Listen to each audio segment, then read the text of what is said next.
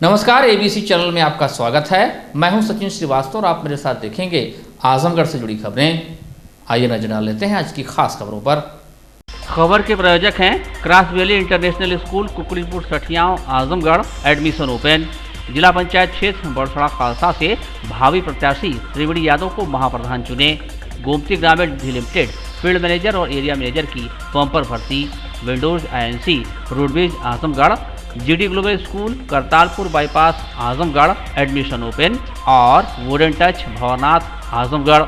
मंडलायुक्त विजय विश्वास पंत गुरुवार को अचानक जिला अस्पताल का निरीक्षण करने पहुंच गए। बार बार जिला अस्पताल में खामियों की शिकायत मिल रही थी, जिस पर कमिश्नर यहां के निरीक्षण का मन बना चुके थे।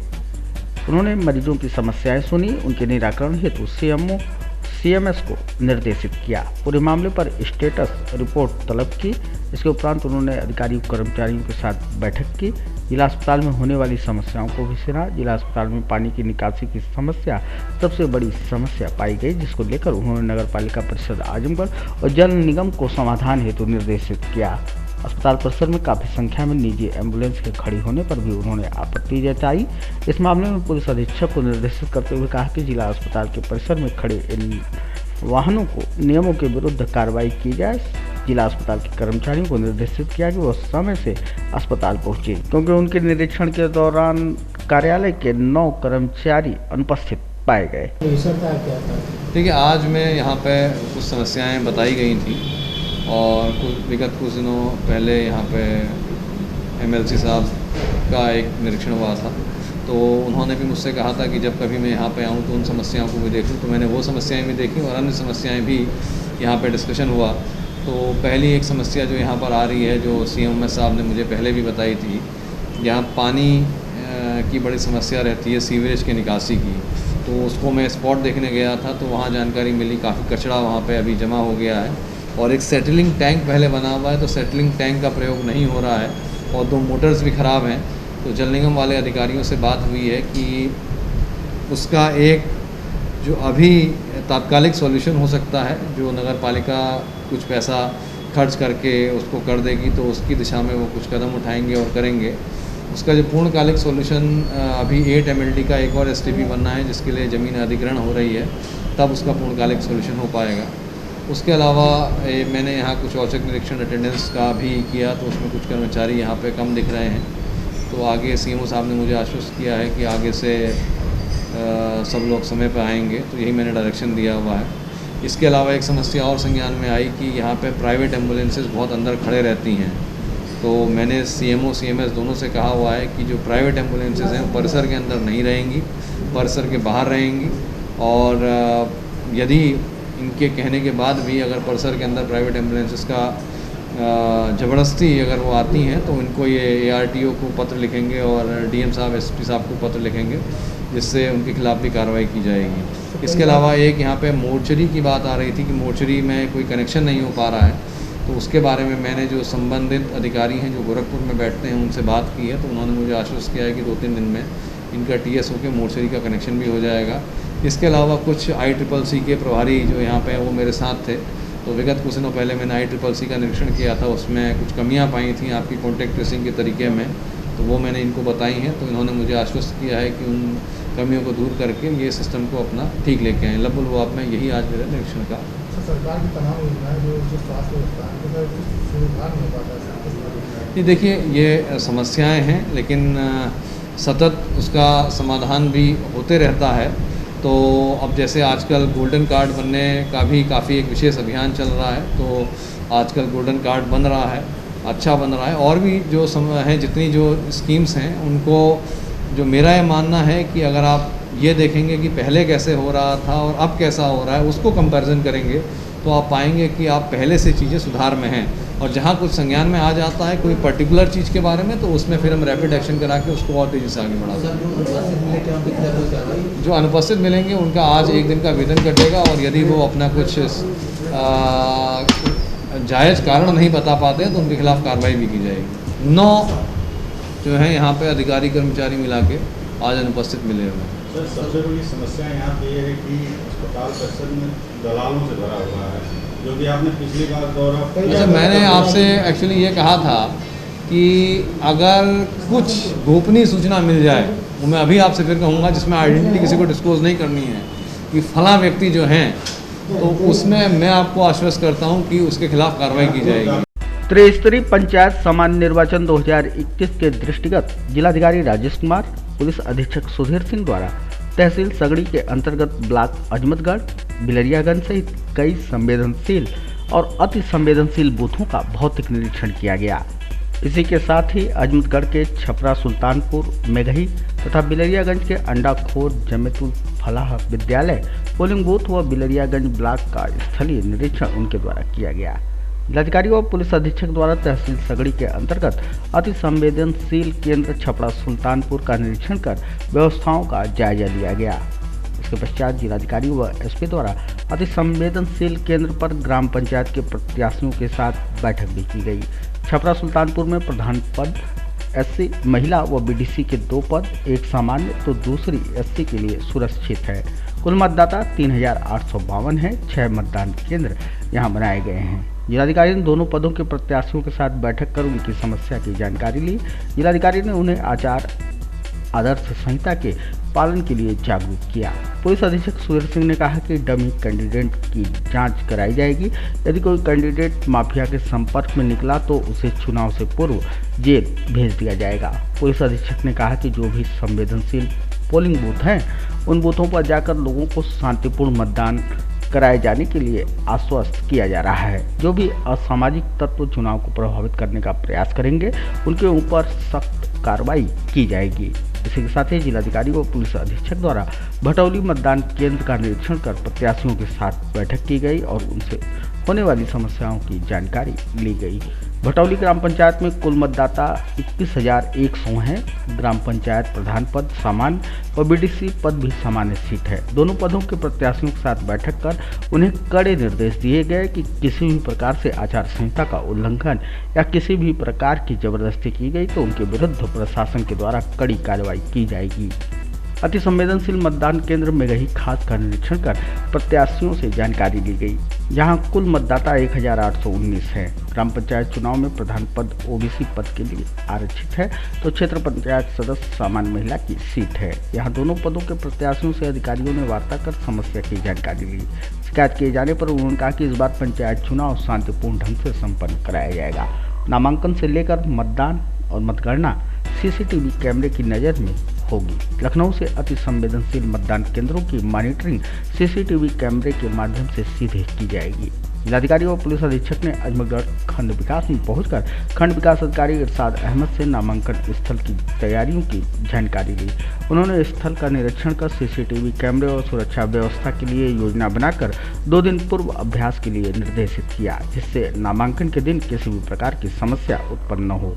इसी के साथ ही जीएनपुर नवोदय विद्यालय में बनाए गए मतगणना स्थल का निरीक्षण किया गया। इस दौरान जिलाधिकारी ने विद्यालय के परिसर में स्ट्रांग रूम और मतगणना स्थल की जानकारी ली। जिलाधिकारी ने उप जिलाधिकारी सगड़ी को सीसीटीवी कैमरा और सुरक्षा व्यवस्था यातायात बाधित न हो, इसके लिए विशेष रूप से दिशा निर्देशित किया। निरीक्षण के दौरान जिलाधिकारी ने मतदाताओं को आवश्यक दिशा निर्देश देते हुए कहा कि पंचायत चुनाव में नामांकन, मतदान और मतगणना सीसीटीवी कैमरे की निगरानी में कराई जाएगी। जिलाधिकारी ने लोगों से शांतिपूर्ण मतदान प्रक्रिया संपन्न कराए जाने में सहयोग की अपील की। कहा कि जो शरारती तत्व अव्यवस्था फैलाने की कोशिश करें, उनकी जानकारी तत्काल दी जाए। निरीक्षण के दौरान एसडीएम सगड़ी बागीश कुमार शुक्ला, सीओ सगड़ी अजय कुमार यादव, प्रभारी निरीक्षक जीएनपुर हिमेंद्र सिंह सहित संबंधित अधिकारी और कर्मचारी मौजूद रहे। देखिए, पंचायत चुनाव को लेकर तैयारी पूरी है और जो गुंडा तत्व हैं, गुंडा एलिमेंट्स हैं, उनके खिलाफ लगातार कार्रवाई की जा रही है और प्रयास किया जा रहा है कि कोई भी ऐसा गुंडा तत्व बाहर ना रहे जो चुनाव को प्रभावित कर सके। हमने और डीएम साहब ने ग्रामीण क्षेत्र का दौरा करना शुरू किया है। जो सेंसिटिव बूथ्स हैं, हाइपर सेंसिटिव बूथ्स हैं, स्टेशन, पोलिंग स्टेशन हैं, उन्हें उनका दौरा कर रहे हैं, वहाँ पर लोगों से बात कर रहे हैं ताकि उनकी सेंसिटिविटी कम की जा सके। जो इस टाइप के लोग हैं उन्हें समझाया जा रहा है, उन्हें बताया जा रहा है कि यदि कोई बदमाशी करेगा तो उसके खिलाफ सख्त कार्रवाई की जाएगी। तो मेरा अपना मानना है कि हमारा फोर्स पूरी तरह तैयार है, हम लोग पूरी तरह तैयार हैं और ये चुनाव बहुत शांतिपूर्ण ढंग से होगा। आजमगढ़ में एक दिन पूर्व छत पर सोए दंपति में पति की हत्या के मामले में पुलिस ने मृतक की पत्नी व उसके चचेरे भाई को गिरफ्तार किया है। घटना में प्रयुक्त चौपड़ भी बरामद कर लिया गया है। पुलिस के अनुसार महिला और उसके चचेरे देवर के बीच अवैध संबंध था, जिसके चलते घटना को अंजाम दिया गया। थाना मुबारकपुर के अमिलो भगतपुर में मंगलवार को आधी रात में 28 वर्षीय दिनेश राम पुत्र विष्णु की गला रेतकर हत्या कर दी गई थी। वह अपनी पत्नी बीना के साथ छत पर सोया था। घटना में बीना के हाथ में भी धारदार हथियार से हमला किया गया था। बीना ने बताया था कि 3 हमलावर आए थे। वह अपने पति का बचाव कर रही थी, तभी वह घायल हुई थी। लेकिन घटना की सूचना के बाद जब मौके पर पुलिस पहुंची तो उसने कई बिंदुओं पर आशंका जताई थी। घटना के दौरान घायल बीना के साथ ही उसके चचेरे देवर विपिन की हरकत भी पुलिस को संदिग्ध लगी थी। इसके बाद अन्य लोगों से पूछताछ की गई तो मामले का खुलासा हो गया। यह बात प्रकाश में आई कि बीना का मधुर संबंध अपने चचेरे देवर विपिन से था, जिससे मृतक दिनेश ने विरोध किया था। इस कारण दिनेश की पत्नी बीना और प्रेमी विपिन ने चापड़ से गला काटकर हत्या कर दी। कोई इस पर शक न करे, इसलिए बीना के दाहिने हाथ में भी उसी चापड़ से हमला किया गया था। घर का सामान बिखेर दिया गया था, जिससे यह प्रतीत हो कि चोरी लूट के लिए बाहर से आए बदमाश घर में घुसे थे। पुलिस दिनेश की मां की तहरीर पर मुकदमा दर्ज कर दबिश दे रही थी कि मुखबिर ने आकर बताया कि मृतक का चचेरा भाई और मृतक की पत्नी रोडवेज चौराहे पर समहुदी जाने वाले रोड पर कहीं जाने की फिराक में साधन का इंतजार कर रहे हैं। पुलिस ने दोनों को पकड़ा तो विपिन ने बताया कि वह और उसकी भाभी बीना आपस में प्रेम करते हैं तथा काफी दिनों से दोनों के बीच अंतरंग संबंध है। यह बात दिनेश को पता लग गई थी। बीना गर्भवती है, वह विपिन के बच्चे की मां बनने वाली है। तो दिनेश ने बीना से कहा कि अगर बच्चा रुका होगा तो उसे गिरा देना, नहीं तो उसे वह बच्चे तथा प्रेमी विपिन को मार देगा।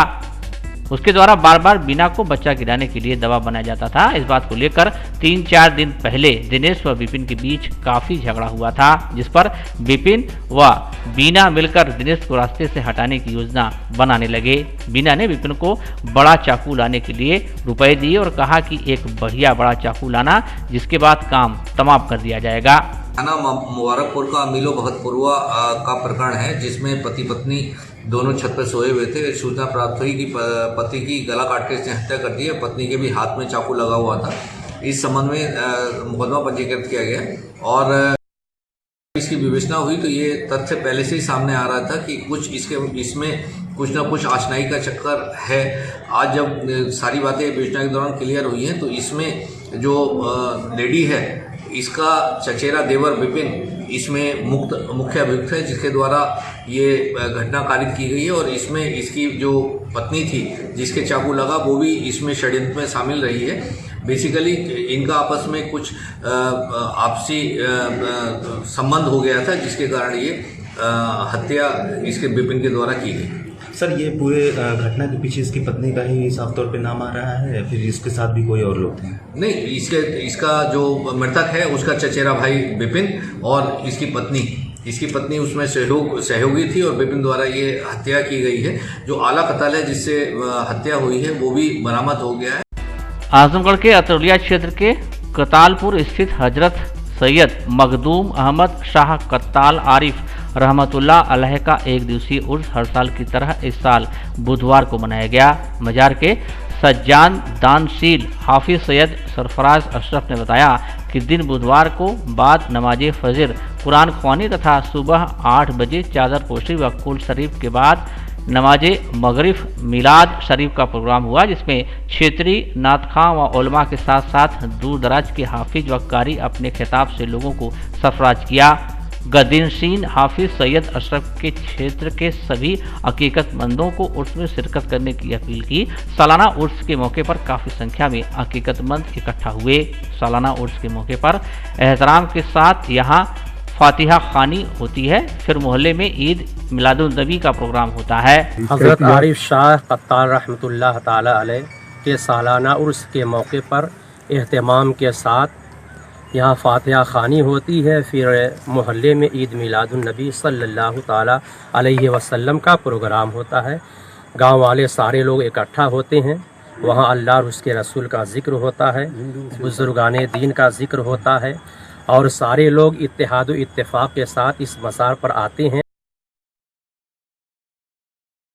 यहाँ दुआएं मांगते हैं, अल्लाह ताला अपने इस महबूब बंदे के सदक़े में उनकी दुआओं को मौलाना पूरी साहब, इस करता है। मजार का इतिहास क्या है? ये कितने वर्ष पुराना है? ये तकरीबन 800 साल पुराना ये आस्थाना है और आप सादात किराम में से हैं। हज़रत इमाम हसन इमाम हुसैन रज़ी अल्लाह ताला अन्हुमा से इनका सिलसिला नसब मिलता है। आपका ख़ानदानी शिजरा हज़रत इमाम हुसैन इमाम हसन से मिलता है और हज़रत सैयद मखदूम अशरफ जहांगीर सिमनानी रहमतुल्लाह ताला अलैह से भी आपका ख़ास निस्बत और ताल्लुक़ है।